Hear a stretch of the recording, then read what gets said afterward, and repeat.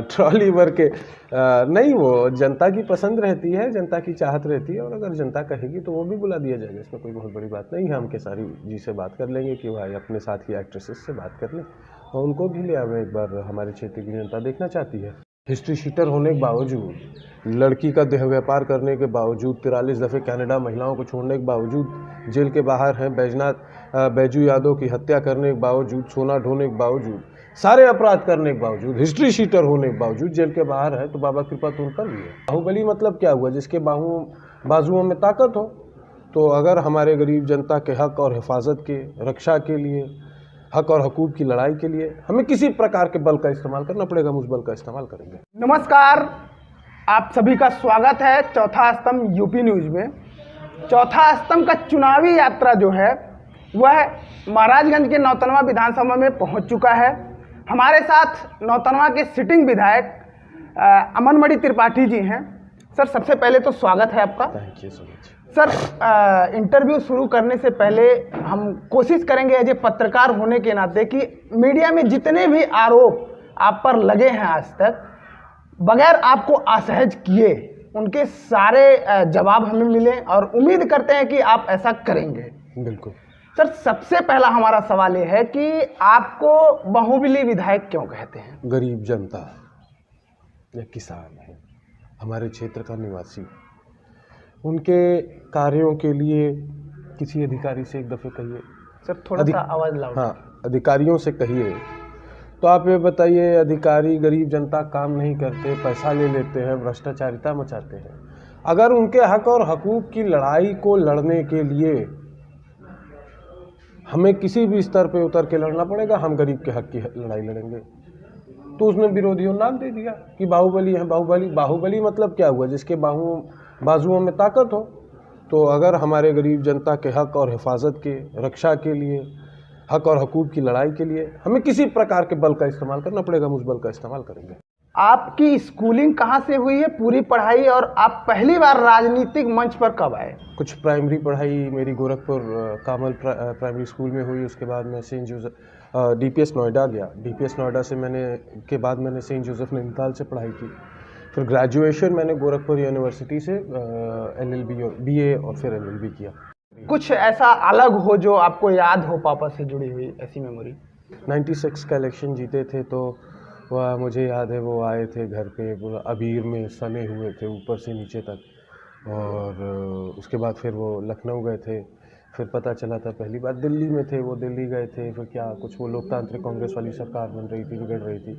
उसके बाद हम लोग पता चला कि फादर हमारे मिनिस्टर बन रहे। तो हमें ये भी नहीं पता था कि मिनिस्टर का मतलब क्या होता है। तो बाद में पता चला, अच्छा मिनिस्टर हो गए, ये क्या, ये एम्बेसडर गाड़ी मिल गई चलने को, ये सिक्योरिटी मिल गई, पुलिस वाले लग गए घर पे। तो पता चला, अच्छा मिनिस्टर कोई और बड़ी चीज़ होती है जो पापा हो गए। 2022 के चुनाव का प्रमुख मुद्दा क्या है? सुना है कि आपने 20,000 छात्रों का कोरोना काल में फीस भी माफ़ किया। 20,000 बच्चों का फीस माफ़ किया कोरोना में। हर बच्चों का 100% जो हमारे विद्यालय में, हमारे अपनी शैक्षिक संस्थाएं हैं, उसमें जो बच्चे हैं उनकी 3 महीने की फ़ीस हमने उस लॉकडाउन के दौरान माफ़ कर दी थी, क्योंकि हमें सब अपने क्षेत्र के लोगों की आर्थिक स्थिति के बारे में जानकारी है। अन्य लोग दबाव बना रहे थे। हमने अन्य विद्यालयों से भी रिक्वेस्ट किया, और विषय जब आया कि भाई विद्यालय बंद रहेगा, अध्यापकों की तनख्वाह कैसे जाएगी, फीस नहीं आएगी, तो हमने अपने पास से दिया। अध्यापक का भी परिवार है, वो कैसे पढ़ाएगा लिखाएगा। हमने उनके भी पैसे, उनको भी तनख्वाह दी, घर बैठा के दी। कोरोना में जो सोशल वर्क हमने किया, उसमें हमने उन अध्यापकों से मदद ली कि भाई आप हमारी इतनी मदद करिए। हमने 5 से 10 हज़ार लोगों को 3 महीने तक अपने इंटर कॉलेज और डिग्री कॉलेजों में जगह देके रुकाया, खाना पीना खिलाया। 3 महीने तक कम से कम 5,000 आदमी थे। तो उसमें उन अध्यापकों से मदद ली और उनको तनख्वाह भी पूरी दी, और समाज का लाभ भला हो सके किसी तरीके से, उस पर हम लोगों ने काम किया।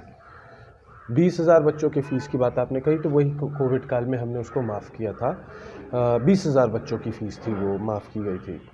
और सबसे बड़ा मुद्दा इलेक्शन में, आज देखिए, हमने 18 से 20 घंटा लाइट नौतनवा विधानसभा क्षेत्र को देके दिखाने का काम किया। हमारे फादर ने हर ग्राम सभा का इलेक्ट्रिफिकेशन कराया, और 5 साल भाई मुन्ना सिंह जी विधायक रहे, तो वो बिजली के पोल और तार तमाशीन बन के गाँव में खड़े रहे। हाई मास्ट लाइटें नहीं जलती रहीं, जर्जर व्यवस्था सड़कों की थी। हमने सबको सुदृढ़ करके, बेहतर करके जनता के बीच में पूरी प्रस्तुत किया कि ये अमनमणि त्रिपाठी जी ने किया, तो उसको रीडेवलप करके हम ये आपके बीच में फिर डेवलप कर दे रहे हैं। अमन मणि त्रिपाठी 2012 में लगभग 6000 मतों से पराजित होते हैं। 2017 में अमन मणि त्रिपाठी मोदी योगी लहर में करीब 32,000 वोटों से जीत कर आते हैं। इस बार जीत का अंतर कितना बड़ा होगा? जनता तय करेगी और जनता के बीच हम घूम रहे हैं। जनता हमको लेकर के उत्साहित है। जनता ने देखा है कि 5 साल उनका संरक्षण, विकास और हर मुद्दे पे हमने कैसे उनकी रख रखाव किया है, तो वो हमारे साथ खड़े हैं। अब ये तो इलेक्शन का रिजल्ट बताएगा कि अंतर क्या रहेगा। थोड़ा सा हम इंटरव्यू में मनोरंजन भी डालने की कोशिश करते हैं। 2017 में जो भोजपुरी के सुपरस्टार हैं खेसारी लाल, वो आते हैं, आप जेल में रहते हैं, उन्होंने प्रचार किया और उसके बाद उन्होंने कहा था कि आपको बड़े भाई की तरह मानते हैं, व्यक्तिगत संबंध है आपको, यहाँ तक कि उन्होंने कृष्ण की उपाधि दी थी। तो एक नेता का और एक भोजपुरी सुपरस्टार का जो दोस्ती है वो कहाँ से शुरू होता है? हम लोग भोजपुरी क्षेत्र के रहने वाले हैं जहाँ पे भोजपुरी बोली जाती है और बहुत से ऐसे मंच होते हैं जो हम लोगों को साझा करने पड़ते हैं। वो हमसे कई कार्यक्रमों में मिले, हमारी उनकी मुलाकात हुई, बातचीत हुई, नंबर्स एक्सचेंज हुए, बातचीत होने लगी।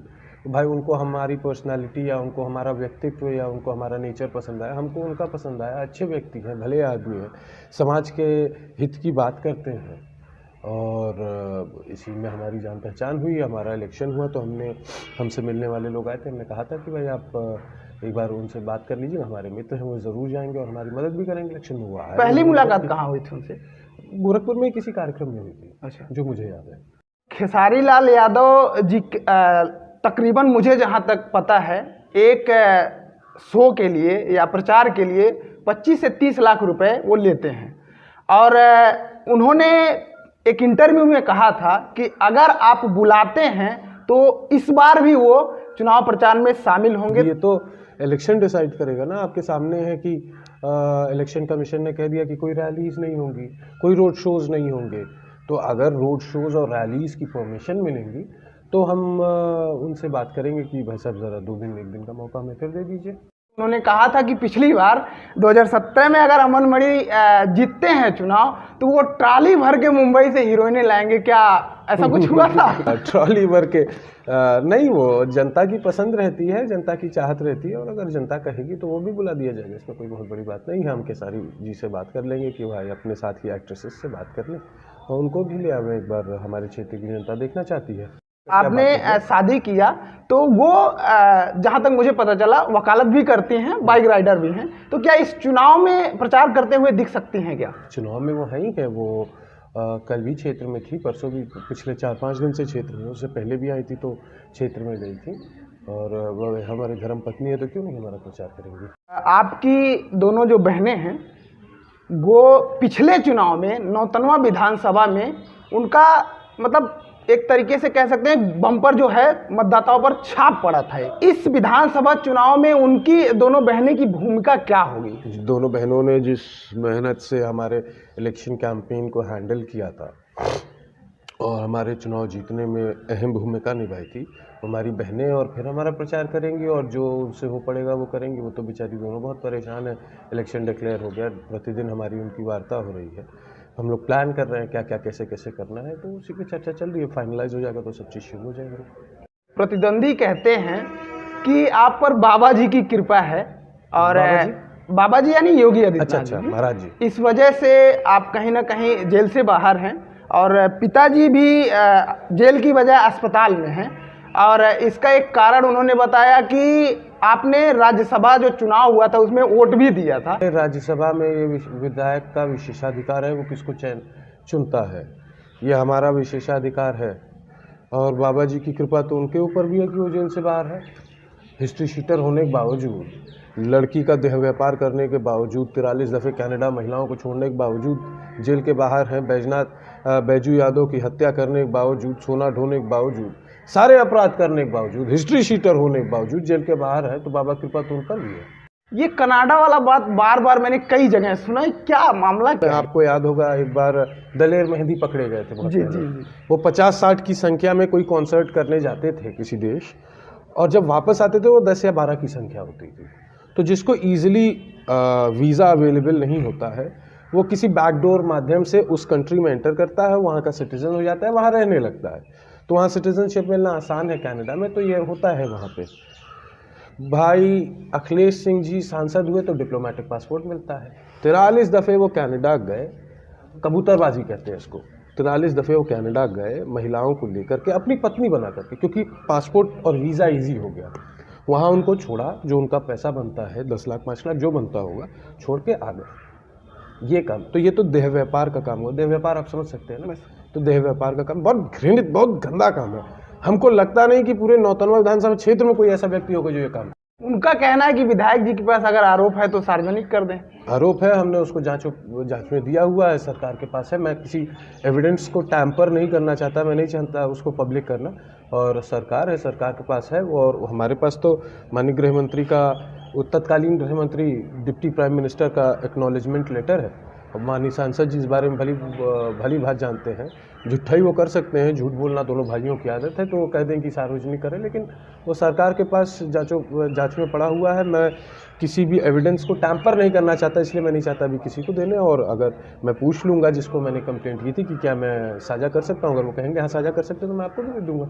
बहनों का छाप नौतनवा विधानसभा में बड़ा ही अच्छे तरीके से पड़ा, लेकिन विरोधी कहते हैं कि वो कुछ बाम टाइप का लगा के रोती थी, जिससे जनता जो है वो सहानुभूति आ गई और अमन मणि चुनाव जीत गए। एक पुरानी कहावत है भोजपुरी में, खिसियाई बिल्ली खंभा नोचे, वही बात है। और क्या कह सकते हैं इस पर, ये तो मानसिक दिवालियापन है। जैसे ही चुनाव नज़दीक आता है, मधुमिता शुक्ला जो परिवार है उनके तरफ से कोई ना कोई वीडियो रिलीज हो जाता है। मैंने कहा ना कि देह व्यापार का काम करते थे भाई अखिलेश और मुन्ना सिंह। तो जब उनकी इतना तालमेल है ऐसी महिलाओं से, उनको पता है how to deal with them, तो इजीली डील कर सकते हैं। उनको पता है कि वैसी महिलाओं से कैसे डील करना है, वो डील करते हैं। इलेक्शन के पहले वो कुछ जो भी फीड करते हो, आई डोंट नो व्हाट, कि क्या फीड करते हैं, वो फीड कर देते हैं, वो लोग बोलती हैं। आरोप लगाते हैं कि 2 महिलाओं की हत्या करने वाला परिवार कभी शेरे पूर्वांचल नहीं हो सकता। ये कौन लगाता है? अभी बच्ची आपकी आरोप लगाते हैं। हम कोर्ट में हैं और लेट द कोर्ट डिसाइड। हमें भारत के न्यायपालिका पे पूरा विश्वास है। वो तो ये कहते थे कि हमने अपहरण भी किया, हमने रंगदारी मांगी है, हम तो दोष मुक्त हो गए मुकदमे में। उन्हीं का लिखाया फर्जी मुकदमा था, जिसने लिखाया था, जो वादी मुकदमा था, 24 घंटा उनके साथ घूमने वाला व्यक्ति था। तो ये तो लेट द कोर्ट डिसाइड, और ये तो कोर्ट को तय करना है। और हमको न्यायपालिका पे पूरा भरोसा है और हमें उम्मीद है कि हमारे साथ न्याय होगा। कुंवर परिवार का एक मैंने इंटरव्यू देखा, उनका आरोप है कि जो मॉडर्न एकेडमी है वह किसी समुद्रा देवी नाम का था, थारू महिला थी, उनका ज़मीन था। और जो इंटर कॉलेज है वो किसी लारी साहब ने बनवाया था। और वर्तमान में जिस कार्यालय में हम बैठे हैं, आपने इन सारी ज़मीनों पर अवैध कब्जा करके रखा है और इसको कोर्ट ने भी खाली करवाया था। ठीक है। और वो कहते हैं एक चीज़ और, कि जितनी भी नौतनवा में आपकी ज़मीनें हैं उस पर किसी पर भी आपका नाम नहीं है, आपके परिवार का नाम नहीं। तो कागज़ पत्तर है, रेवेन्यू रिकॉर्ड है, आपको तहसील से मिल जाएंगे। ये तो सबको पता है कि कुंवर बंधु जिस घर में रहते हैं वो पशु अस्पताल था। उनके बाप पशु चिकित्सालय के स्टोर कीपर थे, पशु चिकित्सालय के थे। वो कहते हैं कि कुंवर, अरे भाई साहब मैं तो पूछना चाहता हूँ आपसे कि कुंवर में मैं आदरणीय शिवेंद्र सिंह जी को जानता हूँ, तो आप देख लीजिए उनकी प्रॉपर्टी क्या है। मैं राजा भैया को भी जानता हूँ, आप उनको भी देख लीजिए उनकी प्रॉपर्टी क्या है। मैं राजा भासी को भी जानता हूँ, आप उनको भी देख लीजिए उनके पास क्या प्रॉपर्टी है। सबको जानता हूँ। मैं कहता हूँ गिरी पड़ी स्थिति में अगर कोई स्टेट होता है, कोई कुंवर होता है, तो 2-4-10 डिसमिल और बड़ी पुरानी टूटी हुई से ही सही महल होता ज़रूर है। ये भी मधुबनी ले चल करके मऊम दिखा दें हमको कि इनका कितना बड़ा महल है। ये मैं बात कंप्लीट, लेट मी कंप्लीट। ये भी मधुबनी ले चल करके, जहाँ के रहने वाले हैं, जहाँ के कुंवरी बनते हैं, चल करके दिखा दे, अरे तुम्हारे बाप पशु अस्पताल के स्टोर कीपर थे। वो पशु अस्पताल था जिसको तुमने 229B से कब्जा कर लिया है। अब तुम तय करोगे कि क्या किसका है क्या किसका नहीं है। एक को डिसमिल जमीन तुमको तुम्हारा स्टेट में आती थी क्या? तुम कहते हो अस्पताल मैंने दान दे दिया। अरे अस्पताल की ज़मीन इस इलाके के यहाँ के थारुओं की थी, सम्भ्रांत थारुओं की, जो तुमने ज़बरदस्ती गलत पेपर वर्क करके 129B से आ गए तुम। तो हमें पता है उनके कागज़ पत्तर क्या हैं, उनकी ज़मीनें क्या हैं, और पूरे नौतनवा को पता है कि जिस घर में वो रहते हैं वो पशु अस्पताल था। तो वो पशु अस्पताल कैसे बेनामा हो गया? कब्जा किया हुआ है। वो कहते हैं कि हमने 3 एकड़ जमीन दान दे दिया और अमरमणि परिवार है कि वो जमीनों पे कब्जा करता है। मैं भी तो जानना चाहता हूँ, आपने 3 एकड़ जमीन दान दे दिया तो उस जमीन में आप वरासत से आए थे? आपके पिता कुंवर घनश्याम सिंह और उनके पिता का बैनामा था जिसमें आप दान में आए थे और आपने दान दे दिया, आप वरासत से आए थे। अरे तुमने कब्जा किया था उस जमीन को, तुमने उस जमीन को कब्जा किया था और उसको तुम कब्जा की हुई जमीन कभी भी दान दी जा सकती है। हमारे आप रेवेन्यू रिकॉर्ड चेक करा लीजिए, हमारी जमीनों का एक एक जमीन का रेवेन्यू रिकॉर्ड चेक करा लीजिए। सारा सिंह जी का प्रकरण था, उसमें जब चुनाव आता है तो उसे भुनाने की कोशिश की जाती है और मैंने कहीं आपको ये भी कहते हुए सुना कि पहला एफआईआर आपने करवाया था। तो हमने तो बताया ही कि पहला एफआईआर हम ही ने लिख करके दिया था और जब जिस मुकदमे में मैं दोषमुक्त हुआ हूँ अभी, उसमें भी 2 एफआईआर हुए थे। उसमें भी एक पहला एप्लीकेशन दिया गया पुलिस आने पे कि अमनमणि त्रिपाठी मेरे पूर्व के परिचित थे, मुझसे खड़े होकर बातचीत कर रहे थे। वादी मुकदमा आधे घंटे में बदल जाता और कहता है अमनमणि त्रिपाठी मेरा अपहरण किया, मुझसे रंगदारी मांगी, ये किया वो किया। ऐसा आधे घंटे में और 18 दिन में क्या हो जाता? इस विषय में भी ऐसा ही है। वादी मुकदमा ने एक्सीडेंट के बाद कुछ कहा है, 18 दिन बाद कुछ कहा है। हर बार ये कह देता उस समय मेरा दिमाग नहीं काम कर रहा था, उस समय मैं परेशान था। अरे तो अकेले पर मैं भी परेशान था। एक आरोप आपका परिवार लगाता रहा है कि अखिलेश सिंह और मुन्ना सिंह दबंगई करते हैं, लेकिन क्योंकि हमने नौतनवा विधानसभा में लोगों से बात भी किया, लोगों का आरोप है कि आपके पिताजी के संबंध जो हैं हरिशंकर तिवारी से करीबी थे और उन्हीं के कहने पर वह वीरेंद्र शाही के खिलाफ नौतनवा में चुनाव लड़ने आए थे। क्या ऐसा नहीं है? हमारे पिताजी को सबसे पहले इस इलाके में जिसने टिकट दिया वो थी श्रीमती इंदिरा गांधी जी। उन्होंने हमारे पिताजी को सबसे पहली बार 1981 में टिकट दिया था, बाई इलेक्शन होना था।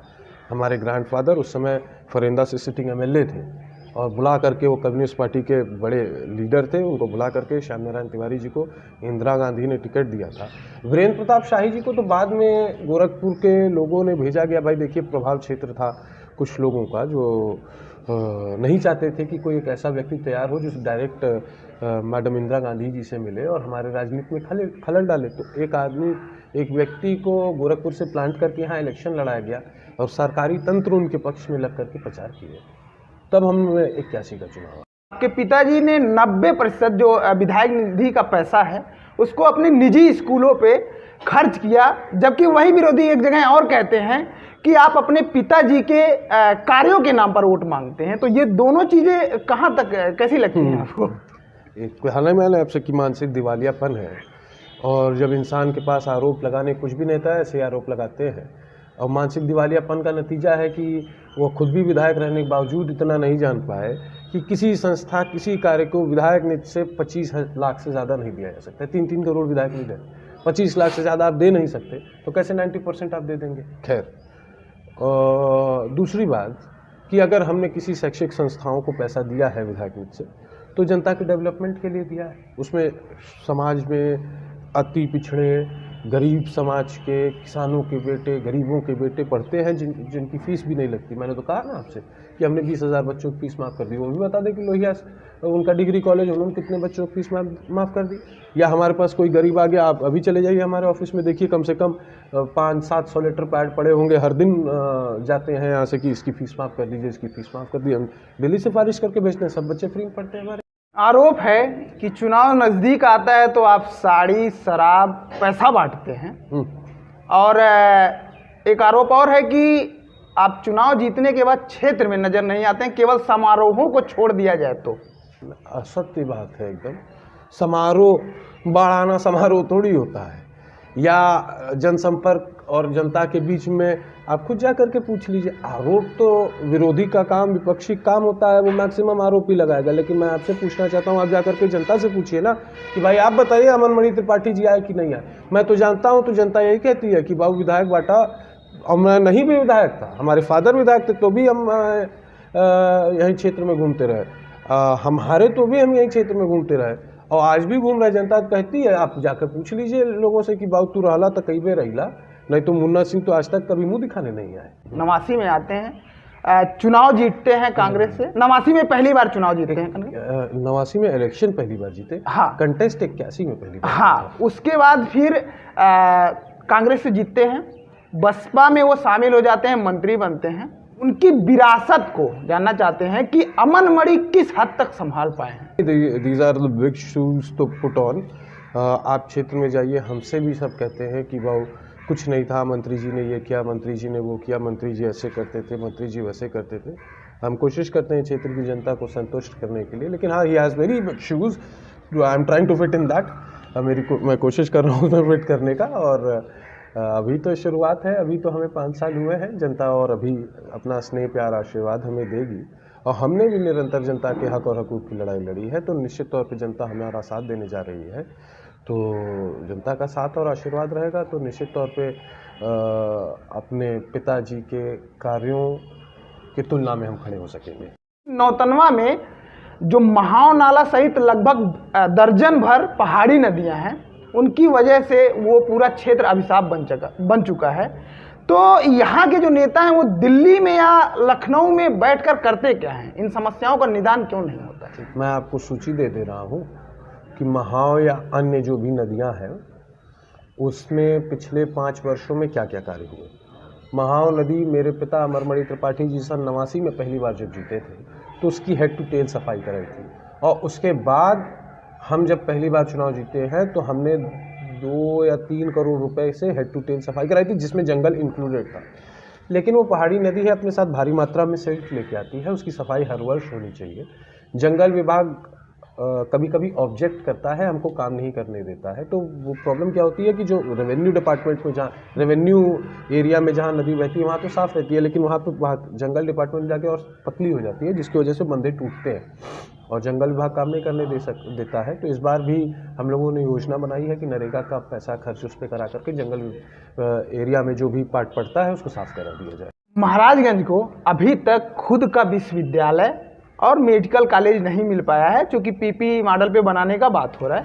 लेकिन आपको बता दें कि महाराजगंज के जो सटे हुए बिहार है और कुछ नेपाल के प्रदेश या जिले हैं, यहाँ के बच्चे गोरखपुर जाते हैं पढ़ने। और हमने तो इस पर विधानसभा में क्वेश्चन भी किया था कि हमारे पास सरकारी संपत्ति है और कृषि विश्वविद्यालय खोला जाना चाहिए। तो हमने इस पर विधानसभा में क्वेश्चन किया था, उसकी प्रोसीडिंग्स भी हम आपको दे देंगे। सरकार का जवाब हमारे पास है और सरकार का जवाब पक्ष में था, विपक्ष में नहीं था। उसमें हम लोग पैरवी कर रहे हैं, कोशिश कर रहे हैं कि जल्दी कोई। फरेंदा विधानसभा की सीट भी आपके परिवार की परंपरागत सीट रही है, क्या अमनमणि त्रिपाठी वहाँ से चुनाव लड़ सकते हैं? नहीं, हम नौतनवा से आज नहीं, 15 साल हमारी उम्र थी तब से हम नौतनवा के जनता के बीच में घूम रहे हैं। तो हम तो नौतनवा की जनता पे विश्वास है। हम क्यों एक बना बनाया क्षेत्र जहां हम दिन भर मेहनत करते हैं, दिन रात पिछले 15 साल से मेहनत कर रहे हैं, तो हम क्यों उस क्षेत्र को छोड़ के कहीं जाएंगे। क्षेत्र में चर्चा है कि आप बसपा से चुनाव लड़ सकते हैं, टिकट की दावेदारी कर सकते हैं। चुनाव डिक्लेयर हो गया है, हमने भी सभी अपने कार्यकर्ताओं से, जनता से बात की है। फिर मैं कहूँगा कि जब तक डिसाइड नहीं हो जा रहा, हम ये लगातार बात कर रहे हैं जनता से कि भाई आप बताइए कि क्या रहेगा, आपके हक और हकूक़ की रक्षा कौन सा दल अच्छी तरीके से कर चुका है, कर सकता है। ये सब चीज़ें बात चल रही है और जैसे फाइनलाइज हो जाएगा 2-4 दिन पता ही चल जाएगा। योगी सरकार में महाराजगंज और नौतनवा को क्या मिला, साथ ही इस योगी सरकार से ब्राह्मण कितने खुश हैं? योगी सरकार से नौतनवा विधानसभा क्षेत्र को रोहिन बैराज मिला, जिसकी कीमत 200 करोड़ है, 1-2 रुपया नहीं, 200 करोड़ रुपए। ये बहुत बड़ी योजना है। इससे पूर्व में हमारे पिता अमरमणि त्रिपाठी जी ने 5 करोड़ रुपए, माननीय मुलायम सिंह जी माननीय मुख्यमंत्री थे उत्तर प्रदेश के, तो यहाँ पे जारी कराया था। हरपुर वो हमारे गांव आए थे, उन्होंने 5 करोड़ रुपए रोहिन नहर प्रणाली के लिए दिया था। डैम बह गया, सरकार उनकी हमारी नहीं रही और डैम बह गया। बाद में उसका हमने विधानसभा में क्वेश्चन करके रिकवरी भी कराई थी। अब उसको IIT के इंजीनियर्स ने, जिसमें रुड़की, कानपुर और तमाम जगहों के IIT के इंजीनियर्स आए, उसको देखा कि ये बंधा आखिर कैसे बन सकता है, तो उसका इंफ्रास्ट्रक्चर तैयार किया। उसके इंफ्रास्ट्रक्चर की क्या कॉस्ट हो सकती है वो तैयार किया। तो 200 करोड़ रुपए से बैराज बनेगा और बैराज बनने के बाद जो 50-60 करोड़ रुपए से उस एरिया का डेवलपमेंट होगा, जिससे आपको मिसरौलिया आने वाले समय बहुत सुंदर दिखाई देगा। काम चल रहा है, इस समय काम चल रहा है। आप व्यक्तिगत अगर पूछा जाए तो इस सरकार से कितने संतुष्ट हैं? इस सरकार ने तो हमारे जनता के हक और हुकूक के काम सारे किए हैं, और ये तो जनता का विश्वास जनप्रतिनिधि के ऊपर होता है, और ये तो जनप्रतिनिधि को तय करना होता है किस तरीके से सरकार से वो अधिक से अधिक लाभ क्षेत्रीय जनता को दिलाए। तो हमने बहुत कोशिश की, और अधिक से अधिक, आप देखिए ना 18 से 20 घंटा बिजली नहीं है। हमने सरकार से दरखास्त की कि हमारे क्षेत्र में 18 से 20 घंटा बिजली दी जाए। हमारा बॉर्डर का क्षेत्र है, कोई अप्रिय घटना किसी भी वक्त घटित हो सकती है जो राष्ट्र के हित में अच्छी नहीं होगी। मैं कह रहा हूँ, कोई, आप बताइए, हमारा देश सटा हुआ है, कोई इन्वेडर्स ही आ जाए तो हमको बिजली पर्याप्त मात्रा में चाहिए, रात को चाहिए, जिससे हम अपने बॉर्डरों को तो सुरक्षित कर सकें। हमने सरकार को बताया, सरकार को ये बात समझ में आई, और आज देखिए 20 घंटा बिजली हमारे क्षेत्र में। भाई मुन्ना सिंह थे तो 4 से 5 घंटा नहीं कर पाए 5 साल में।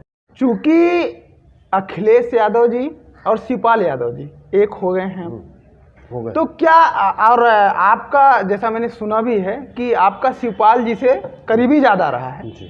करीबी नहीं भाई, हमारे गार्जियन, हमारे चाचा है। तो क्या ऐसा नहीं हो सकता है कि अमन जी के लिए शिवपाल जी नौतनवा की सीट मांग लें? ऐसा क्यों नहीं हो सकता, बिल्कुल मांगेंगे, और वो बात भी करेंगे। तो राष्ट्रीय अध्यक्ष जी के ऊपर है समाजवादी पार्टी के कि वो देंगे या नहीं देंगे, लेकिन शिवपाल जी ने तो हरदम हमारी मदद की है, हमारे मददगार रहे हैं, हमारे गार्जियन हैं वो, और हम उनके साथ हर स्थिति में खड़े हुए हैं, हम उनके साथ हरदम खड़े मिलेंगे। कम उम्र में विधायक बनने के क्या फायदे या नुकसान होते हैं? जिम्मेदारियाँ समय से पहले हमको बहुत पहले मिली, हम 15-16 साल हमारी उम्र थी, तो जिम्मेदारियाँ 15-16 साल के लड़के के ऊपर होनी चाहिए, उससे ज़्यादा जिम्मेदारियाँ थी। उसको निभाते करते जनता के बीच रहते उसी में हम रम गए, हमें वही समझ में आने लगा, हमें वही अच्छा लगने लगा।